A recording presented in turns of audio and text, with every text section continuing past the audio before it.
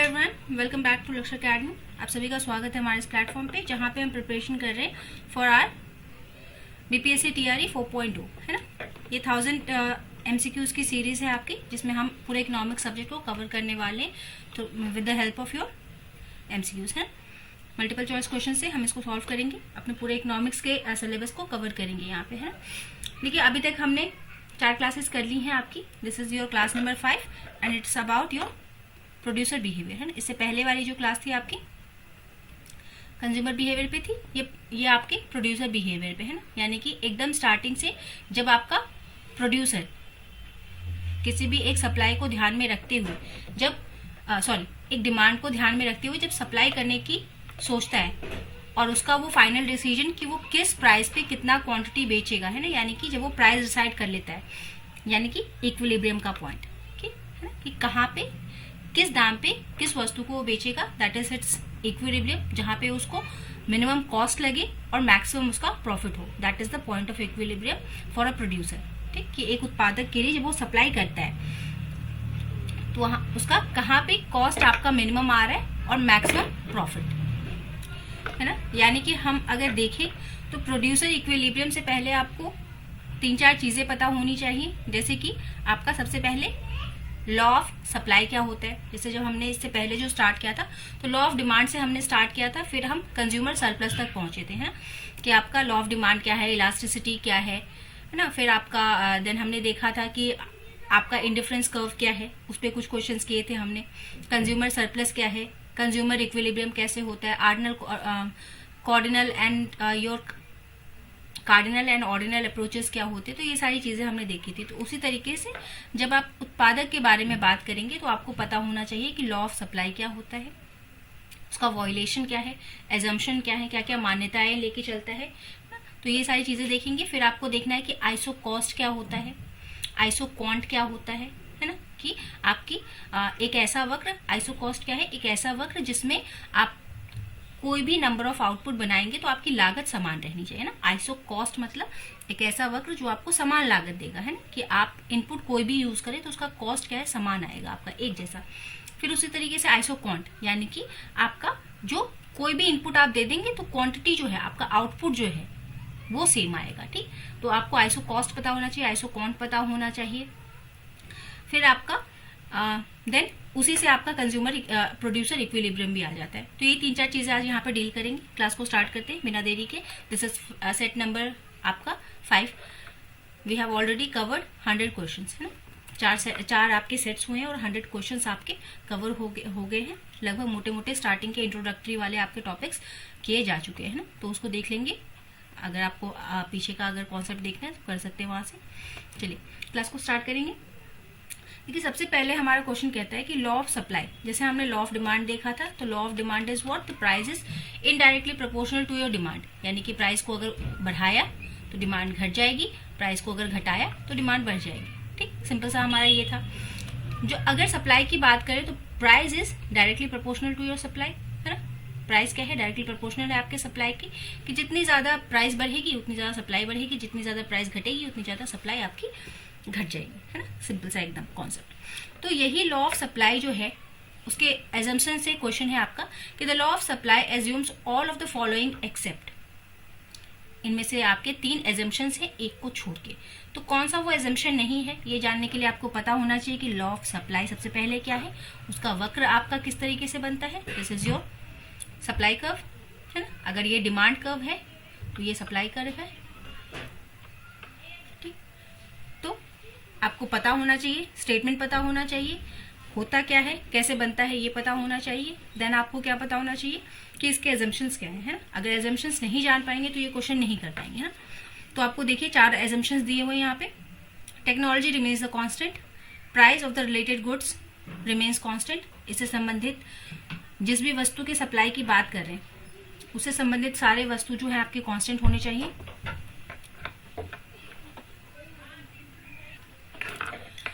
Then the cost of production remains the constant and consumers income remains constant. इसमें से कौन सा assumption नहीं है, उपभोक्ता की आय स्थिर रहती है, उत्पादन की लागत स्थिर रहती है, संबंधित वस्तुओं की कीमतें स्थिर रहती हैं, या फिर टेक्नोलॉजी स्थिर रहती है। देखिए देखने से ही आपको पता चलेगा कि ये जो ऊपर की 3 चीजें हैं, है ना, ये जो ABC जो ऑप्शन हैं आपके, ये आपके क्या है, ये सब उत्पादन से रिलेटेड हैं आपके, है ना कहीं। कंज्यूमर का इनकम जो है वो यहाँ पे कांस्टेंट नहीं मानते हम, है ना, ये एजम्पशन नहीं है आपको। नेक्स्ट आइएगा, the law of supply assumes which of the following remains constant, वैसा ही वाला है ना, उसी पे बेस्ड है ये भी। Price of the goods, quantity supplied, technology and input prices, या फिर आउटपुट लेवल। इनमें से किसको स्थिर मानते हैं हम, वहां पे नहीं पूछा था, यहाँ पे पूछा है, बताएंगे ABC।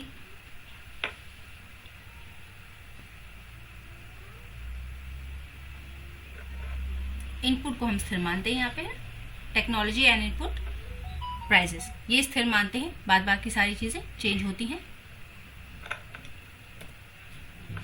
नेक्स्ट क्वेश्चन नंबर 3 कह रहे हैं which case violates the law of demand, जैसे वहां लॉ ऑफ सप्लाई, जैसे हमने वहां पे लॉ ऑफ डिमांड देखा था, उसका वॉयलेशन क्या है आपका, गिफन्स गुड। उसी तरीके से आपको बताना है कि इनमें से कौन से वाले केस में जो लॉ ऑफ सप्लाई है वो वॉयलेट होता है, उसका उल्लंघन होता है। बाजार अवधि में कृषि उत्पादन, उच्च मजदूरी दरों पर श्रम आपूर्ति, लंबी अवधि में निर्मित वस्तुएं, या फिर अल्प अवधि में आपका प्रतिस्पर्धी फर्म, क्या वॉयलेट करता है आपका।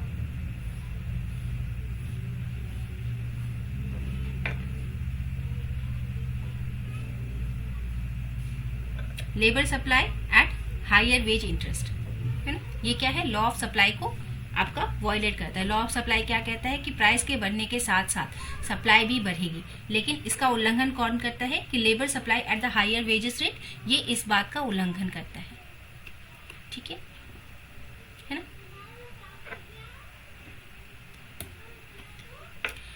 Which of the following is not a determinant of supply, फिर आपको एक चीज ये भी पता होनी चाहिए, सबसे पहले डेफिनेशन, कर्व, फिर आपका क्या है एजम्पशंस, देन आपको डिटर्मिनेंट्स पता होने चाहिए, क्या वॉयलेट करता है।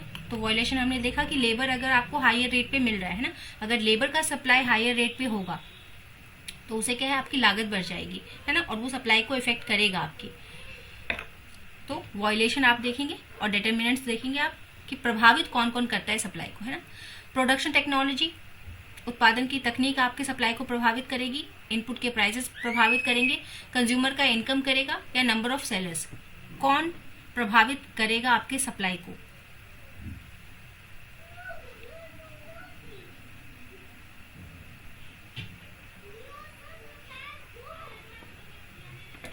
कंज्यूमर की इनकम, ये इसका कोई प्रभाव नहीं पड़ना है। कंज्यूमर की इनकम का प्रभाव किस पे पड़ता है, डिमांड पे, सप्लाई पे आपका इसका प्रभाव नहीं पड़ता, है ना।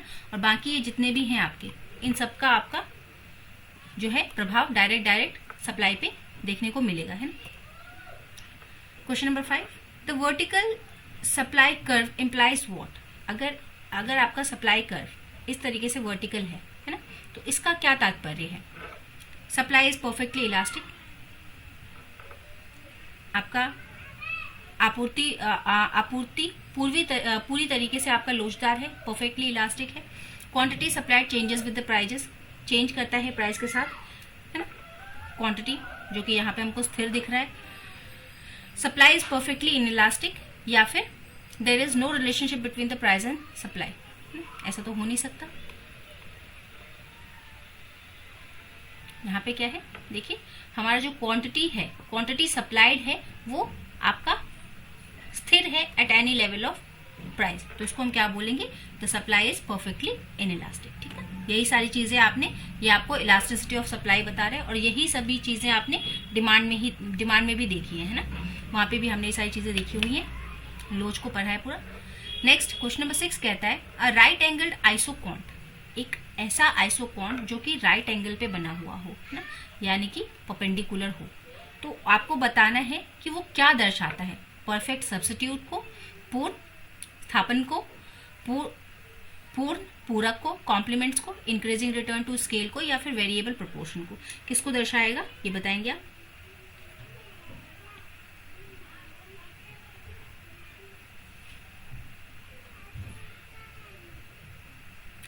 ये जो आपका राइट एंगल है इसी को आप एल शेप्ड आइसोकॉन्ट भी कहते हैं ना।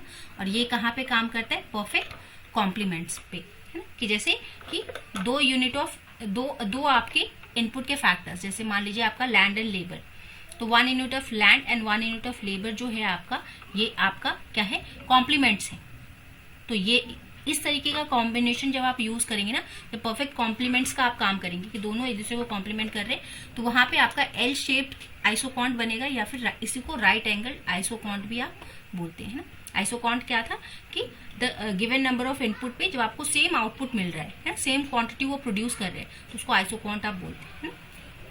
चलिए नेक्स्ट आएंगे, which of the following isoquant is economically meaningless, है ना। निम्नलिखित में से कौन सा आइसोकॉन्ट आर्थिक रूप से अर्थहीन है ना। कौन सा मीनिंगलेस है आपका? जो नेगेटिवली स्लोप्ड है, कॉन्वेक्स टू ओरिजिन है, डाउनवर्ड स्लोपिंग है, या फिर आपका पॉजिटिवली स्लोप्ड है। बताएंगे कौन सा एकदम इकोनॉमिकली मीनिंगलेस है, यानी आर्थिक रूप से जिसका कोई मतलब नहीं है,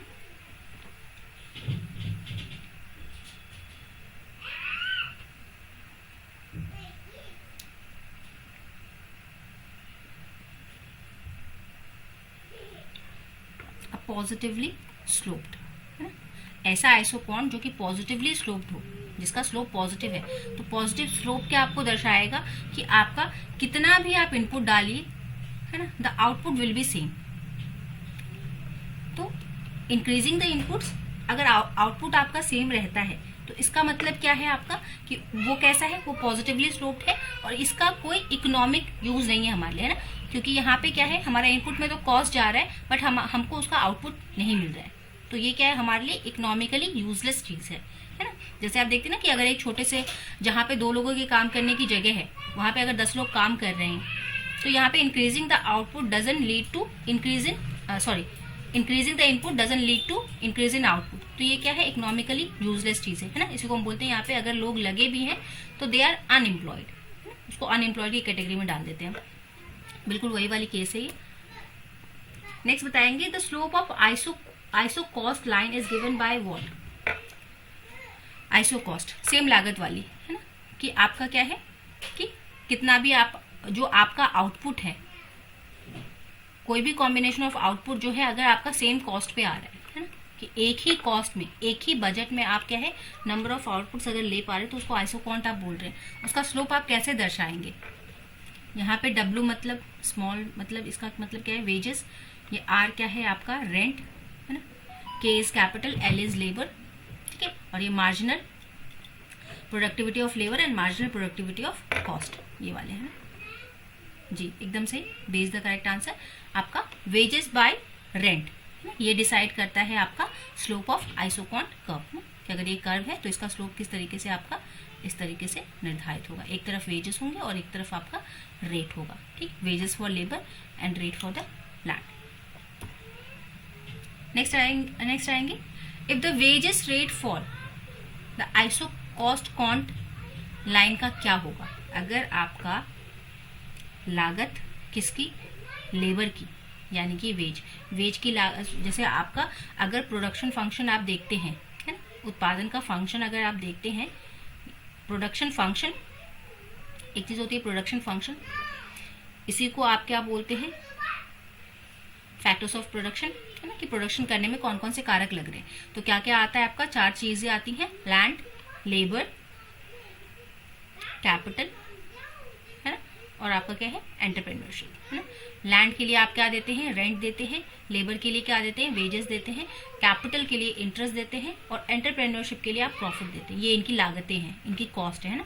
कि अगर ये आपने कारक यूज किए हैं उत्पादन करने के लिए, तो इनके पीछे एक कॉस्ट भी आएगी, जो कि wages, rent, interest and profit आएगी, है ना।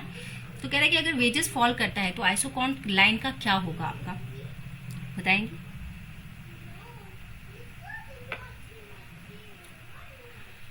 शिफ्ट अपवर्ड पैरेलली, ऊपर की तरफ जाएगा समानांतर।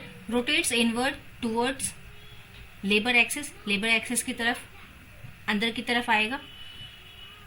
Rotate outward from the capital axis से आउटवर्ड जाएगा, मतलब दूर जाएगा।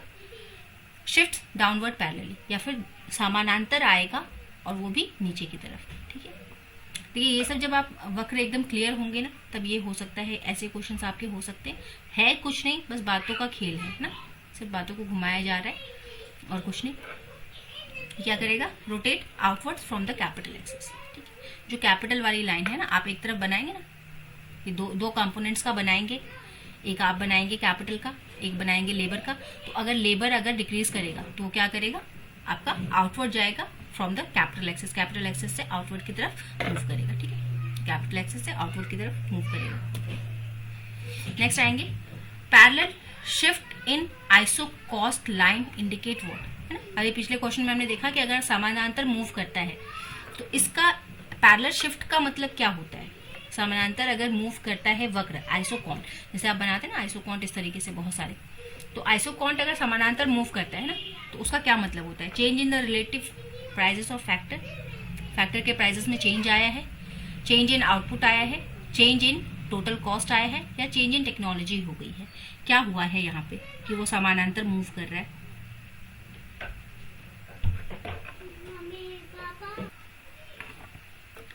ये क्या दर्शाएगा आपका, चेंज इन टोटल कॉस्ट, है ना, कि टोटल कॉस्ट ही आपकी चेंज होगी, क्योंकि ये पूरा डिपेंड किस पे कर रहा है, कॉस्ट पे कर रहा है। तो अगर टोटल कॉस्ट ही आपकी बदल जाती है तो वो पैरेलली मूव कर जाएगा, शिफ्ट कर जाएगा, है ना। Next, producers equilibrium occurs when, है ना। याद होगा आपका जब कंज्यूमर बिहेवियर हमने किया है तो वहां पे हमने देखा कि कौन कौन स्थितियों में आपका जो कंज्यूमर का इक्विलिब्रियम है वो आता है ना। तो यहाँ पे अभी भी स्टार्टिंग में हमने थोड़ा सा इंट्रोडक्टरी लिया था कि हमने कहा था कि यहाँ पे आपका प्रोड्यूसर का इक्विलिब्रियम किस पॉइंट पे आप डिसाइड करेंगे, जब आपका सीमांत marginal price is equal to your average price, दोनों की कीमतें बराबर हो, सीमांत और औसत कीमतें बराबर हो, मार्जिनल कॉस्ट और मार्जिनल रेवेन्यू बराबर हो, सीमांत लागत और राजस्व बराबर हो, isoquant is tangent to the isocost, जो आपका आइसो कॉस्ट है उसके टेंजेंट हो आपका आइसोकॉन्ट, तब होगा ऐसा क्या, या फिर एसी इज मिनिमम, किस स्थिति में आपका प्रोड्यूसर इक्विलिब्रियम होगा ना। तो वहां भी हमने देखा था कि एक आईसी था और एक बजट लाइन थी, दोनों जहां पे जिस बिंदु पे इंटरसेक्ट करते हैं, टच करता है जहां पे टेंजेंट, वहां पे क्या है आपका, वहां पे हमारा क्या है, इक्विलिब्रियम डिसाइड होता है। उसी तरीके से आइसोकॉन्ट और आइसोकॉस्ट जब एक दूसरे को टच करेंगे जिस बिंदु पे, वही आपके प्रोड्यूसर का इक्विलिब्रियम हो जाएगा, है ना। यानी कि ऐसी स्थिति जहां पे कॉस्ट मिनिमम है एंड प्रोडक्शन इज मैक्सिमम है, ठीक है। यही वो चाहता है, हर प्रोड्यूसर का यही उद्देश्य रहेगा कि उसको कम से कम लागत में मैक्सिमम वो आउटपुट दे पाए, है ना। कि अगर उसकी लागत कम आ गई और प्रोडक्ट वो ज्यादा बना पा रहा है ऑफ अ डिजायर क्वालिटी, तो वहां पे क्या है, उसका प्रॉफिट मार्जिन इंक्रीज कर जाएगा, है। तो यही वाली स्थिति है आपकी। नेक्स्ट हम आएंगे question number 12, the positive slope of supply curve of a firm in a short run is mainly due to what. Short run में जो सप्लाई कर्व है उसका स्लोप पॉजिटिव रहता है, ऐसा क्यों। Increasing return to scale, rising marginal cost caused by fixed factor, law of diminishing marginal utility, या फिर इंक्रीजिंग मार्जिनल रेवेन्यू की वजह से, बढ़ती सीमांत राजस्व की वजह से, घटती सीमांत उपयोगिता के नियम की वजह से, फिक्स्ड फैक्टर के कारण बढ़ती लागत की वजह से, या फिर पैमाने पर बढ़ते प्रतिफल की वजह से जो आपका ढलान है वो सकारात्मक रहता है अल्प अवधि में, है ना। क्या कारण है इसका,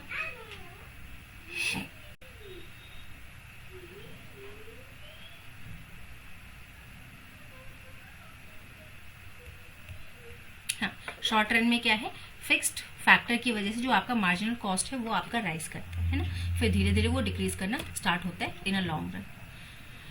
question number 13, the producer equilibrium occurs when.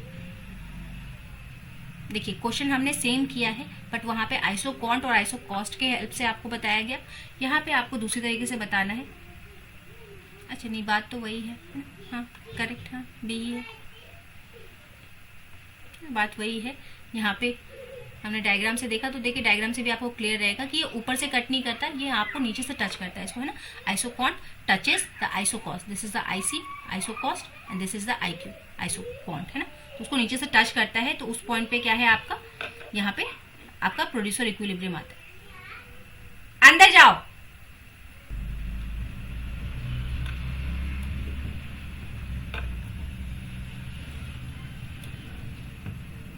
चलिए next question, the expansion path shows, expansion path आपका क्या शो करता है? Cost minimising input combination, expansion path shows what, है ना, विस्तार पद दिखाता है आपको क्या? Cost minimising input combination at different output level, output maximising combinations, profit maximising combinations या डिमांड फॉर द फैक्टर्स, है ना, अलग अलग आउटपुट स्तरों पर लागत कम,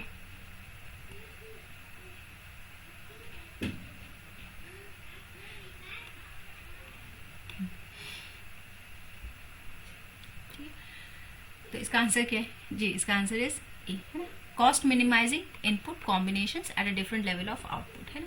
एक्सपेंशन पाथ हम किसको कहते हैं कि ऐसा कॉम्बिनेशन जहां पे आपका कॉस्ट मिनिमम हो इनपुट्स का और वहां पे मैक्सिमम लेवल ऑफ आउटपुट आपको मिले, ठीक है, मतलब डिफरेंट लेवल ऑफ आउटपुट्स पे आपका कॉस्ट मिनिमम हो। असर्शन रीजन वाले कुछ क्वेश्चंस हम करेंगे। देखिए कह रहा है कि आइसोकॉन्ट इज डाउनवर्ड स्लोपिंग, क्या आइसोकॉन्ट आपका डाउनवर्ड स्लोपिंग रहता है? Increase in one input requires decrease in another to remain same output, same output के लिए आपका क्या है कि एक इनपुट का कम होना और दूसरे इनपुट का बढ़ना चलता है ना, यानी कि एमआरएस लगता है आपका। दोनों ही बातें आपकी सही हैं अपनी अपनी जगह, और आर जो है ए को एक्सप्लेन भी करता है, तो A is your correct answer. Next, producer equilibrium ensures least cost combination of inputs, जो प्रोड्यूसर का इक्विलिब्रियम है वो क्या इंश्योर करता है कि यहाँ पे लीस्ट कॉस्ट कॉम्बिनेशन बने, यानी कि कम से कम लागत लगे आपकी इनपुट में, बात सही है।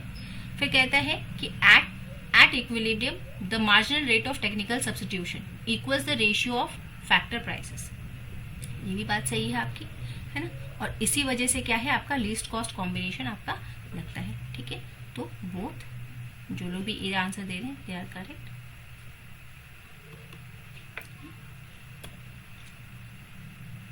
क्वेश्चन नंबर 17 कह रहा है law of supply always hold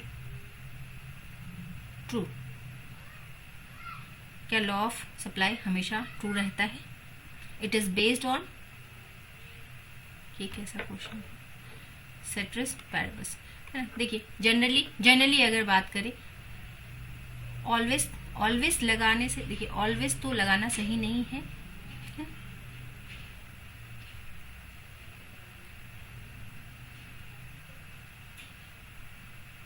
ये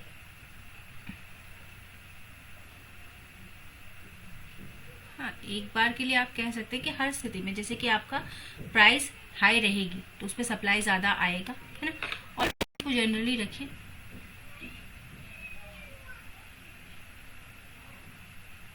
यहाँ पे बोथ आर फॉल्स का नहीं है।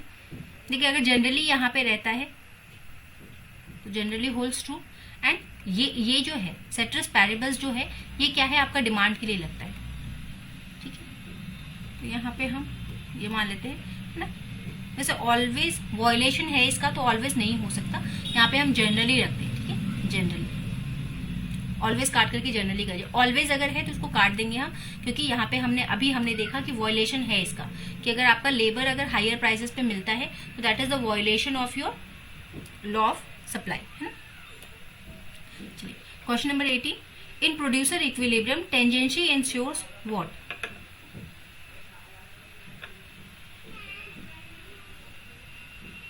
टेंजेंसी आपको क्या बताता है? Output maximisation, profit maximisation, cost minimisation या रेवेन्यू मैक्सिमाइजेशन। जब हम प्रोड्यूसर का इक्विलिब्रियम देखते हैं तो टेंजेंसी आपको क्या बताता है कि कॉस्ट मिनिमम है, प्रॉफिट मैक्सिमम है, आउटपुट मैक्सिमम है या रेवेन्यू मैक्सिमम है। अभी बताया आपको हमने, है ना, ये देखिए हमने देखा था, ये डायग्राम अगर आपको याद रहेगा कि ये आइसो कॉस्ट बताता है और ये आपका, सॉरी टेंजेंट मेरा सही नहीं बना, ये वाला सही है, ये आइसोकॉन्ट बताता है। तो ये कौन सा पॉइंट है? मिनिमम कॉस्ट का बिंदु, तो ये हमको क्या बताता है? कॉस्ट मिनिमाइजेशन बताता है ना, कि कहाँ पे प्रोड्यूसर का कॉस्ट जो है वो मिनिमम लग रहा है। If technology improves labour efficiency का क्या होगा? अगर आपकी तकनीक इंप्रूव करती है तो लेबर इफिशियंसी पे क्या प्रभाव करेगा? Isoquant shift upward, shift downward, iso cost shift कर जाएगा या एक्सपेंशन पाथ रोटेट्स इनवर्ड। या जो एक्सपेंशन पाथ है वो रोटेट करेगा इनवर्ड, अंदर की तरफ आ जाएगा। बताएंगे।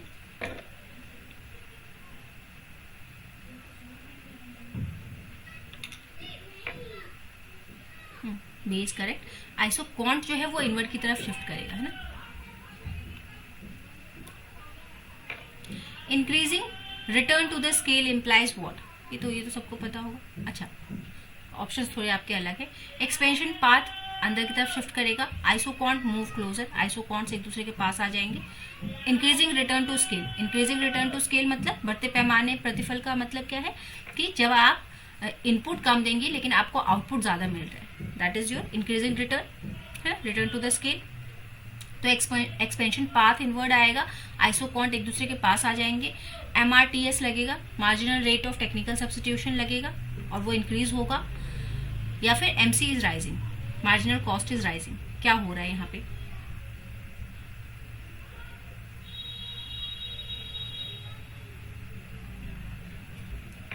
ठीक है, आइसोकॉन्ट्स आपके क्लोजर मूव करेंगे, है ना, क्योंकि हमारा क्या है कि हम इनपुट कम दे रहे हैं, तो इनपुट कम दे रहे हैं यानी कि कॉस्ट हमारा क्या है आपका कम लग रहा है और आउटपुट हमारा ज्यादा आ रहा है ना। तो आइसो कॉस्ट और आइसो कॉन्ट की अगर बात देखें तो आइसो कॉस्ट जो है उनके वक्र पास पास हो जाएंगे, है ना। अ negatively sloped supply curve may exist for, negatively sloped supply curve किसके लिए एग्जिस्ट कर सकता है? गिवन गुड्स के लिए, लेबर्स के लिए, agriculture output in short run के लिए, या फिर इंफीरियर गुड्स के लिए।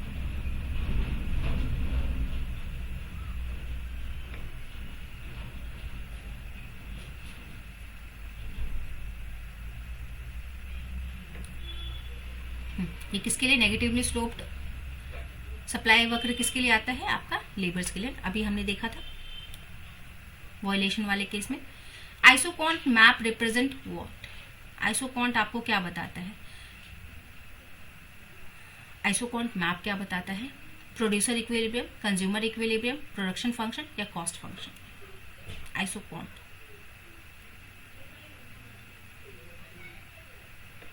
क्वांटिटी का मतलब प्रोडक्शन आउटपुट, तो प्रोड्यूसर इक्विलिब्रियम नहीं, इसमें दोनों चाहिए, आइसोकॉन्ट आइसोकॉस्ट दोनों चाहिए। कंज्यूमर इक्विलिब्रियम में आपको बजट लाइन और इंडिफरेंस कर्व चाहिए, कॉस्ट फंक्शन भी नहीं। ये क्या है? प्रोडक्शन। क्वांटिटी से सीधा याद रखना है प्रोडक्शन, प्रोडक्ट उत्पादन। Question number 23, if both wages rate and rental rate double the producer equilibrium will be what. अभी हमने देखा था कि W/R अगर रहेगा तो ये आपका क्या बताता है? इक्विलिब्रियम बताता है। तो अगर दोनों ही डबल हो जाएंगे तो प्रोड्यूसर की इक्विलिब्रियम का क्या होगा? Shift to the higher isoquant, higher isoquant की तरफ चला जाएगा, remain unchanged. Shift to the lower isoquant, lower isoquant की तरफ आएगा, या रिमेन इनडिटर्मिनेट। देखिए वेज भी बढ़ रहा है, रेंट भी बढ़ रहा है, दोनों चीजें आपकी इंक्रीज हो रही हैं, यानी कि एक तरीके से कॉस्ट इंक्रीज हो रहा है, तो क्या होगा?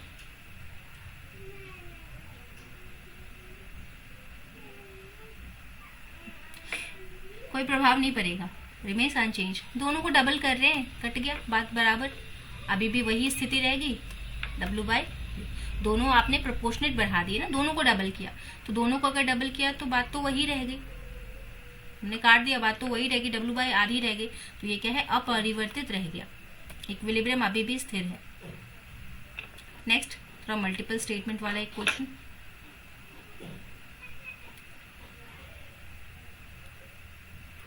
देखिए ये कह रहा है कि कौन सा स्टेटमेंट ट्रू है about the cost curve. 4 option है। Marginal cost intersect, second last question for the day, आज का ये सेकेंड लास्ट क्वेश्चन है। Marginal cost intersect the average cost at the minimum point. Average variable cost is always greater than the average total cost. Fixed cost do not vary with output, output के साथ fix cost आपका नहीं बढ़ता। If the marginal cost is rising the average cost must be rising, अगर आपका सीमांत लागत increase हो रही है तो आपका औसत लागत को भी बढ़ना जरूरी है, मस्ट है। बताइए कौन कौन सी बातें ट्रू हैं? ये तो एकदम ट्रू ही ट्रू है। ये भी ट्रू है कि आपका जो है MC जो है वो इंटरसेक्ट करता है AC को एट इट्स मिनिमम, जब वो अपने मिनिमम पॉइंट पे होता है। तो A and C is correct, only A and C is correct. बात बाकी देखिए यहाँ पे मस्ट वाली बात नहीं लिखी होती तो ये चल सकता था, है ना। कुछ पॉइंट तक रहता है ऐसा कि जब आपका एमसी इंक्रीज करता है तो एसी भी इंक्रीज करता है, और फिर जब एमसी डिक्रीज करता है तो वो भी डिक्रीज करना स्टार्ट करता है, तो मस्त नहीं है। फिर आपका ये भी एक गलत है, ठीक है। Last question, which case shows 0 MRTS, marginal rate of technical substitution. कब आपका 0 हो जाएगा?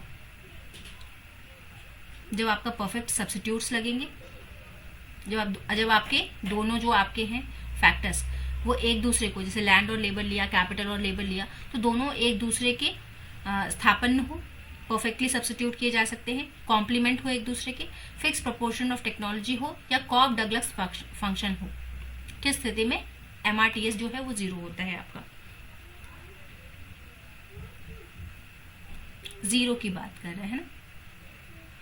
देखिए, जब परफेक्ट सब्स्टिट्यूट होते हैं तो कांस्टेंट होता है ना, 0 नहीं होता। कांस्टेंट रहेगा, 0 नहीं बोल सकते, स्थिर रहेगा, न्यूनतम एकदम शून्य नहीं हो जाएगा। ये शून्य कब हो जाता है? जब फिक्स्ड प्रोपोर्शनल टेक्नोलॉजी आपकी रहती है, तो ये एकदम शून्य हो जाता है MRTS, ठीक है। तो these were the 25 questions of your producer equilibrium के, है।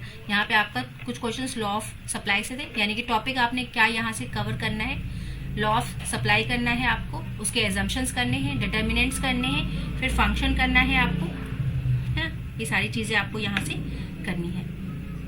देन आपको आइसो कॉस्ट क्या है, आइसो कॉन्ट क्या है ना, कंज्यूमर प्रोड्यूसर का इक्विलिब्रियम कब आता है, ये सारी चीजें आपको यहाँ से देख लेनी है, ठीक है। Thank you everyone, keep studying, keep revising.